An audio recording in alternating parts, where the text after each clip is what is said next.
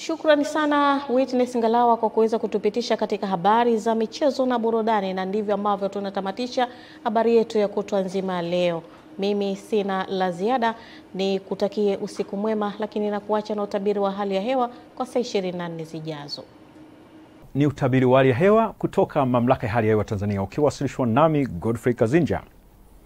Mpaka ilipotimia saa 3 asubuhi ya leo, baadhi ya maeneo yameendelea kuripoti mvua kwa kiasi kidogo, hususan katika maeneo ya ukanda wa Victoria na maeneo machache ya mwambao wa pwani yetu ya Bahari ya Hindi. Na kiwango cha juu zaidi cha mvua kuripotiwa kimeripotiwa katika kituo chetu kilichopo Bukoba kwa kuripoti mvua kiasi cha milimita 11.0.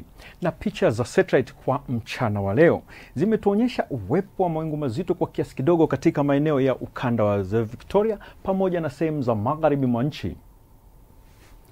Kwa usiku wa leo ni matarajio yetu maeneo mengi ya nchi yanatarajiwa kuendelea kuwa na hali ya ubaridi wa wastani, huku ngurumo za radi zikitarajiwa katika mkoa wa Kagera pamoja na Mara, hali kadhalika katika maeneo ya pwani ya kaskazini isipokuwa mkoa wa Morogoro kwa kuna hali ya mvua nyepesi japo ni katika maeneo machache.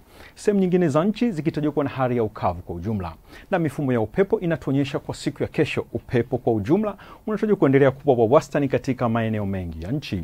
Kwa siku ya kesho hali kadhalika maeneo ya ukanda wa Ziwa Victoria isipokuwa mkoa wa Shinyanga pamoja na mkoa wa Simiyu, hayo maeneo yanatarajiwa kuwa na hali ya mawingu kiasi yenye mvua itakayoambatana na ngurumo za radi katika maeneo machache na vipindi vya jua. Nyanda za juu kaskazini mashariki, pwani ya kaskazini ikihusisha mkoa wa Morogoro pamoja na mkoa wa Lindi, kuna hali ya mvua nyepesi japo ni katika maeneo machache pamoja na vipindi vya jua. Sehemu nyingine za nchi zosalia zikitarajiwa na hali ya mawingu kiasi pamoja na vipindi virefu vya jua. Ni kutoka Mamlaka ya Hali ya Hewa Tanzania. Kwa usiku huu hatuna la ziada. Asante na nikutakie wakati mwema.